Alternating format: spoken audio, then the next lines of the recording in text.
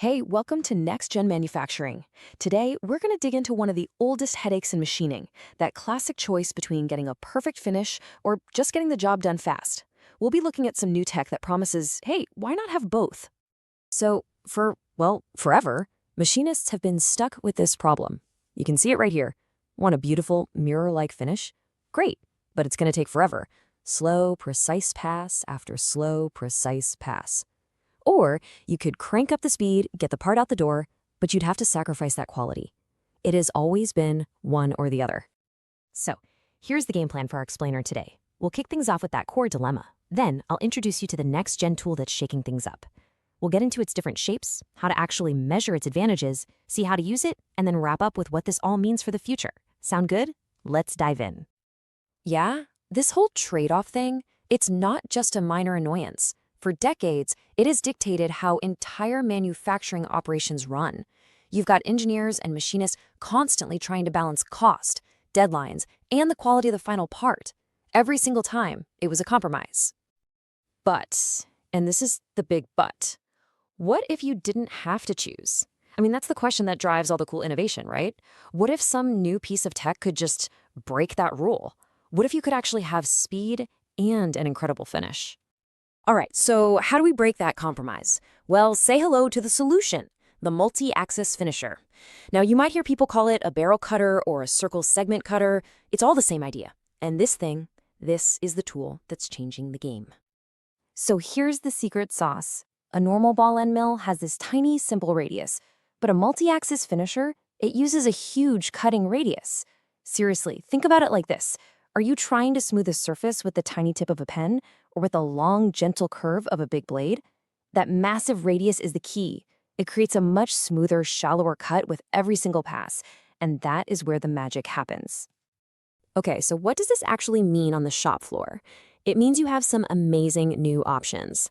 Like this slide shows, you can run the tool at your old speed and get a way better surface finish. Or, and this is huge, you can aim for the exact same finish you had before, but get it done in a fraction of the time. For a busy shop, that could mean doubling your output without buying a single new machine. Or, you can find that perfect middle ground, getting a nice boost to both finish and cycle time.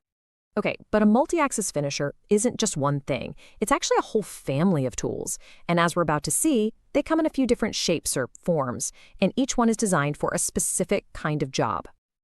This table lays it out perfectly. You've got the barrel form, which has its big radius on the side. Then there's the lens form, which puts that curve right on the end of the tool. The oval form uses two different radii, giving you more flexibility. And finally, the taper form. That one has its big radius locked in at a very specific angle. Each of these shapes gives you a different way to attack the workpiece. Now this is where it gets really interesting. Check out the tapered form. It's a classic engineering trade-off. Because of its shape, it can have an absolutely massive radius, which means it offers the biggest potential time savings.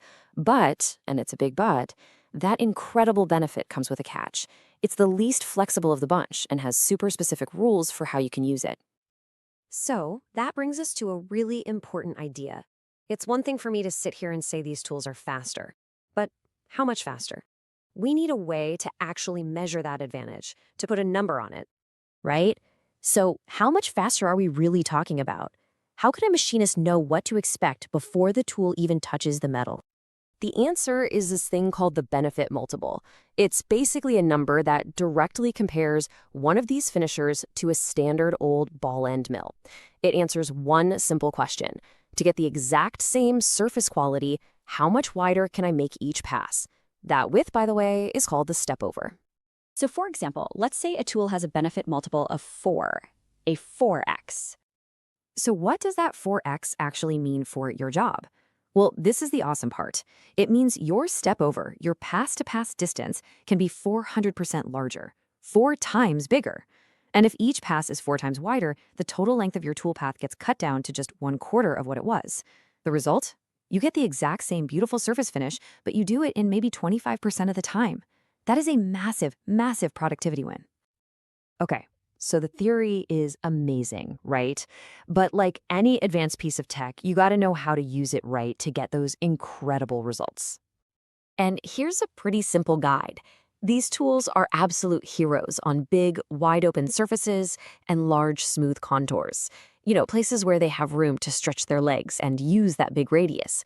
What they're not for is finishing tiny, complex features or tight little pockets. You've got to give them room to run. But here's the thing. Getting these results isn't just about buying the tool. Success really boils down to a few key things. First, you have to engage that big radius on the side of the tool, not the center, which means tilting it to just the right angle. And second, and folks, this part is non-negotiable, you absolutely have to have modern CAM software. Your programming software has to understand these weird, cool shapes to create a toolpath that actually works. So when you put it all together, the tool itself, the smart software, the right technique, it becomes really clear that this isn't just a small step up, it's a whole new way of thinking about finishing. And you know what's wild? This has all happened just in the last few years. The tools themselves are pretty new, but it was only when the CAM software caught up, when it could actually program these unique shapes, that the whole technique really took off. It is the perfect example of hardware and software evolving together to unlock something totally new. And this quote really nails it. These tools aren't just another option in a catalog. This technology is genuinely positioned to revolutionize how high-quality parts get made, making everything faster and way more efficient. And that kind of leaves us with a final thought, doesn't it? This powerful team-up between smarter software and advanced physical tools just created a revolution in finishing. It really makes you wonder, what's next? What other ancient manufacturing trade-offs are about to get shattered by this coevolution of bits and atoms?